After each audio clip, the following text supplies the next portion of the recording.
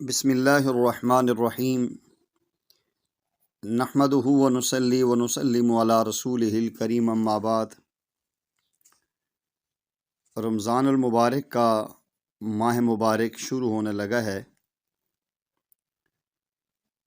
ہمیں چاہیے کہ تجلیات رمضان سے اپنے ایمان کو مزین اور منور کریں۔ ایک حدیث میں آتا ہے، پیارے آقا کریم صلی اللہ علیہ وسلم کا ارشاد ہے، تخلقوا باخلاق اللہ، اپنے اندر خدائی صفات پیدا کرو۔ جو اللہ جل جلالہ کی صفتیں ہیں اپنے اندر پیدا کرو۔ اللہ جل جلالہ کی کیا صفات ہیں؟ مثلاً اللہ کریم ہے تو اپنے اندر کرم کی صفت پیدا کرو، لوگوں سے سختی نہ کیا کرو، نرمی کیا کرو۔ اللہ جل جلالہ رحیم ہے تو رحم کی صفت اپنے اندر پیدا کرو۔ اللہ جل شانہ ستار العیوب ہے، لوگوں کے عیبوں پر پردہ ڈالتا ہے، تو میں اور آپ بھی اپنے اندر وہ صفات پیدا کریں کہ کسی کا عیب ہمارے سامنے آئے تو اس کو ظاہر نہ کریں، اس پر پردہ ڈالیں۔ اللہ جل جلالہ غفار الذنوب ہے، گناہوں کو بخشنے والے ہیں۔ اگر کوئی آدمی آپ سے معافی مانگنے کے لیے آتا ہے، اپنی خطا اور جرم کا اقرار کرتا ہے، آپ اس کو معاف کرنے کی عادت پیدا کریں۔ یہ الہی صفات پیدا کرنا ہے۔ اللہ جل شانہ قہار ہیں، تو اگر شریعت کا معاملہ آ گیا، اپنا بیٹا ہی کیوں نہ اس کو ارتکاب کر رہا ہو تو اس کو جوتے مارنے پڑیں، تو صفت قہاریت کا غلبہ دکھاؤ۔ اللہ جل شانہ جبار ہیں، اگر پیغمبر علیہ الصلاۃ والسلام کی شریعت کا مسئلہ آ گیا ہے، سامنے بیوی آڑ بنتی ہے، بیٹا آڑ بنتا ہے، بیٹی آڑ بنتی ہے، ان کو راستے سے ہٹانے کی کوشش کرو۔ یہ اللہ جل شانہ کی صفت جباریت کا غلبہ آپ پر ظاہر ہوگا۔ یہ اپنے اندر خدائی صفات پیدا کرنا، کیونکہ انسان زمین پر اللہ جل شانہ کا خلیفہ ہے، اللہ کا نائب ہے۔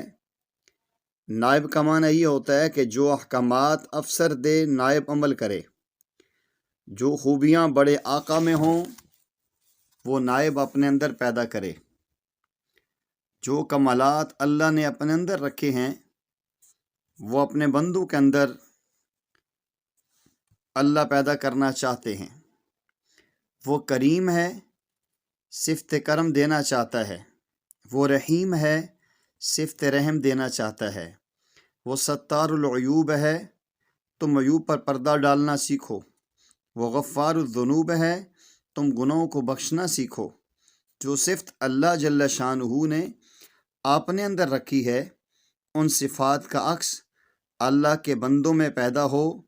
یہ معنی ہے کہ آدمی اپنے اندر خدائی صفات پیدا کرے۔ ان خدائی صفات میں سے ایک صفت یہ ہے کہ اللہ کھانے سے پاک ہے، پینے سے بھی پاک ہے، اور خواہشات نفسانیہ سے بھی پاک ہے۔ ہم ضرورت مند ہیں، محتاج ہیں، اللہ جل شانہ ان تمام چیزوں سے پاک ہیں۔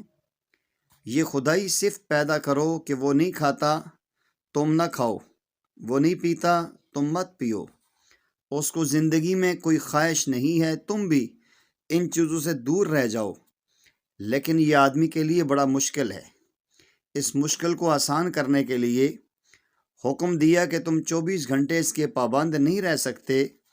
چلو سال میں تمہیں 1 ماہ ایسا دے دیا گیا ہے جس کی راتوں کو کھانے کی اجازت ہے، پینے کی اجازت ہے، سکون کی اجازت ہے، خواہشات نفسانیہ کے پورا کرنے کی اجازت ہے، اپنی بیویوں کے پاس جانے کی اجازت ہے، لیکن کم از کم رات دن کا اتنا سا حصہ کہ طلوع فجر سے غروب آفتاب تک تم اپنے آپ کو کنٹرول کر لیا کرو۔ وہ اللہ کھانے سے پاک، تم کھانے سے پاک ہو جاؤ۔ وہ اللہ پینے سے پاک، تم پینے سے پاک۔ وہ اللہ بیوی سے پاک، تم دن کو بیوی سے پاک۔ وہ اللہ خواہشات سے پاک، تم خواہشات سے پاک رہو، آپ نے اندر اتنی صفت پیدا کر دو تو تخلقو باخلاق اللہ، جو اللہ کی صفت ہے وہ مخلوق میں آ جائے گی۔ وہ بندے جو اپنے اندر خدائی صفات پر پیدا کرتے ہیں، اللہ جل شانہ پھر ان کو انعامات اتنے دیتے ہیں کہ ان پر انعامات کی بارش برسنا شروع ہو جاتی ہے۔ اللہ جل جلالہ انعامات کی بارش برسانا شروع کر دیتے ہیں۔ اس صفت کو پیدا کرنے کا نام روزہ ہے۔ غور کرنا، باقی جتنی عبادات ہیں ان میں اللہ کی صفات کا اظہار نہیں ہوتا۔ مثلا نماز ہے، آپ اس میں رکوع کرتے ہیں، یہ رکوع کرنا اللہ کی صفت نہیں ہے، اس لیے کہ خدا تو جھکنے سے پاک ہے۔ آپ سجدہ کرتے ہیں، یہ اللہ کی صفت نہیں ہے، اللہ سجدہ کرنے سے پاک ہے۔ آپ حج عمرہ کے لیے کعبۃ اللہ پر جاتے ہیں، طواف کرتے ہیں، ملتزم پہ چمٹ کر دعائیں مانگتے ہیں، یہ عبادت ضرور ہے، اللہ کی صفت نہیں ہے۔ روزہ ایک ایسی عبادت ہے جس سے بندے کے اندر خدا کی صفت پیدا ہوتی ہے، اور یہ تخلقو باخلاق اللہ، اپنے اندر خدائی صفت پیدا کرنا ہے۔ قرآن کریم میں اللہ جل جلالہ فرماتے ہیں، یا ایھا الذین آمنوا کتب علیکم الصیام کما کتب علی الذین من قبلکم، ایمان والو تم پر روزہ ایسے فرض ہے جیسے تم سے پہلی امتوں پر فرض تھا۔ لعلکم تتقون کا معنی کیا ہے؟ ذرا غور کرنا۔ تقوی کا ظاہری معنی ہے پرہیزگاری، اور اس کا عام معنی ہے گناہوں سے بچنا۔ لیکن ایک ہے گناہ سے بچنا بئی معنی کہ ایک شخص کو گناہ کا موقع نہیں ملا اور وہ اپنے آپ کو متقی کہے کہ میں نے کبھی ایسا کام نہیں کیا، یہ کوئی کمال کی بات نہیں ہے۔ مثلا یہ کہ ایک ایسا آدمی جس میں مردانگی کی قوت ہی نہیں، وہ مرد ہے ہی نہیں، اس میں طاقت نہیں کہ وہ کہے کہ میں نے کبھی کسی عورت کو نہیں دیکھا، میرے اندر کبھی خواہشات پیدا نہیں ہوئی، میں بڑا متقی آدمی ہوں، اس نے کوئی کمال نہیں کیا، اس لیے کہ اس کے اندر طاقت ہی نہیں۔ ایک چھوٹا بچہ یہ کہے کہ میں بڑا نیک آدمی ہوں، دیکھو میں نے تقوی اختیار کیا ہے، میں بچہ ہوں، سمجھدار ہوں، لیکن میں نے شادی نہیں کی، میں نے اپنے آپ پر کتنا کنٹرول کیا ہوا ہے۔ آپ کہیں گے 8-10 سال کا بچہ ہے، اس کے اندر تو شادی والی صفت ہی نہیں، وہ خوبی نہیں جس پر شادی ضروری ہوتی ہے۔ ایک نوجوان جو پہلوان ہو، طاقتور ہو، ہمت والا ہو، حوصلے والا ہو، پھر اس پر حسن ہو، جوانی ہو، شباب ہو، کمالات اور خوبیاں ہوں، پھر ایسے معاشرے میں جہاں برائیاں عام ہوتی ہیں، ایسے معاشرے میں جہاں ہر چیز اس کو میسر ہو سکتی ہو، اس کے پاس دولت ہو، سلطنت موجود ہو، سب کچھ ہوتے ہوئے یہ شخص اپنے آپ کو گناہوں سے دور رکھتا ہے، یہ ہے متقی، کمال تقوی حاصل کیے ہوئے ہے۔ اور کوئی آدمی اس کمال کو حاصل نہیں کر سکتا۔ کما کتب علی الذین من قبلکم لعلکم تتقون، اللہ نے روزے کا مقصد تقوی بتایا ہے۔ روزہ اس لیے تم پر فرض ہے تاکہ تم لوگ متقی اور پرہیزگار بنو۔ اگر آپ اس پر غور کریں، یہ بات آسانی کے ساتھ سمجھ آ سکتی ہے۔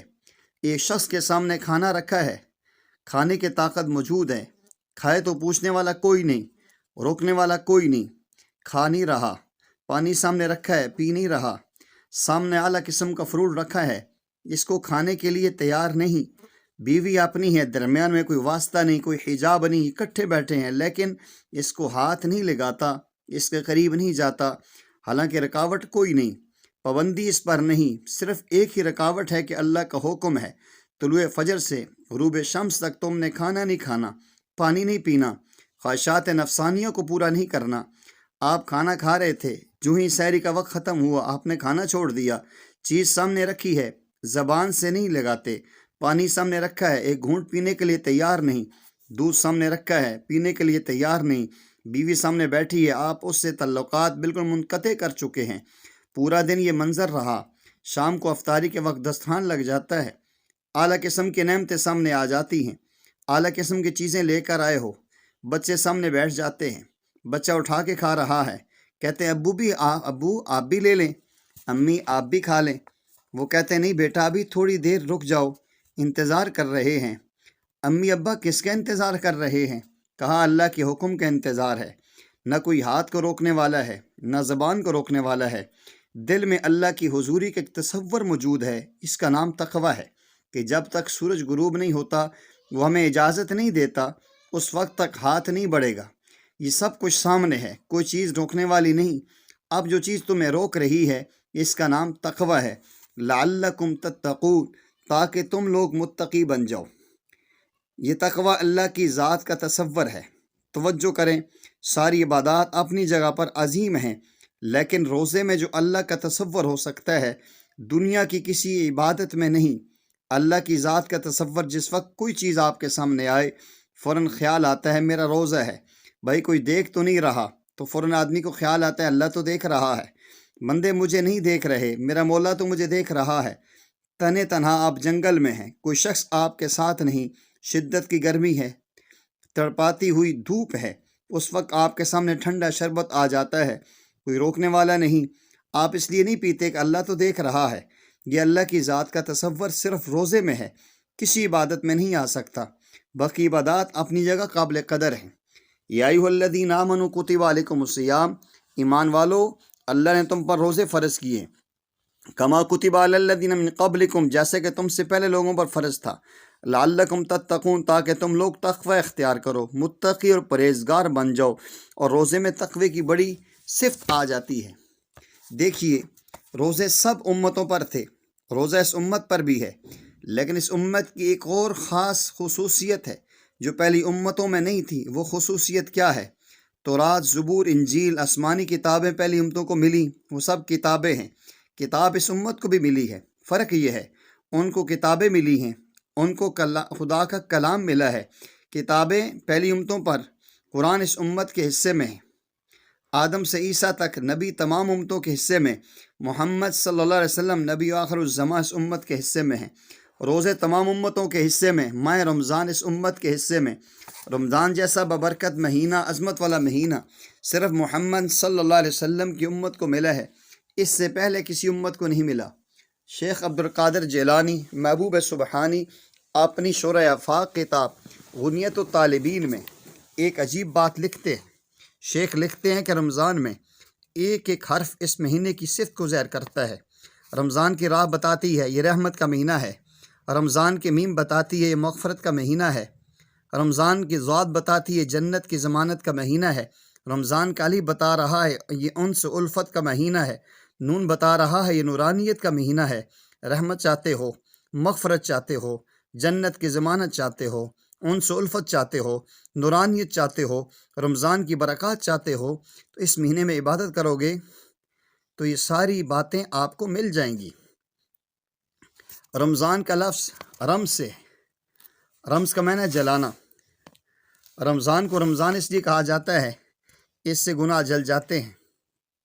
رمضان کو رمضان اس لیے کہا جاتا ہے کہ اس مہینے میں آدمی کا نفس جل جاتا ہے۔ رمضان کو رمضان اس لیے کہا جاتا ہے کہ رمضان مبارک کے مہینے میں آدمی کو بھوک اور پیاس کی شدت کی وجہ سے اس کی گرمی کے اثرات اس کے وجود پر مرتب ہوتے ہیں۔ اس لیے بھی رمضان کہا جاتا ہے کہ اس مہینے میں شیطان جب قید ہو جاتا ہے تو شیطان بھی جہنم کی آگ میں ڈال دیا جاتا ہے اور وہاں پر جلتا رہتا ہے۔ تو گویا یہ وہ عظیم مہینہ ہے جس مہینے میں ہمارے گناہ جلتے ہیں، جس مہینے میں ہمارا نفس و ہمارے شیطان جلتے ہیں، جس مہینے میں اللہ تعالیٰ ضبط کا وہ مادہ انسان میں پیدا کر دیتے ہیں۔ یہ عظیم الشان مہینہ ہے جس کو رمضان کہا جاتا ہے۔ اللہ جل جلالہ ہمیں صحیح معنوں میں رمضان کی قدردانی نصیب فرمائے، اور اس امت کو جو اللہ نے رمضان میں خصوصیات عطا کی ہیں اللہ جل جلالہ ان کی قدردانی نصیب فرمائے۔ وآخر دعوانا ان الحمد للہ رب العالمین۔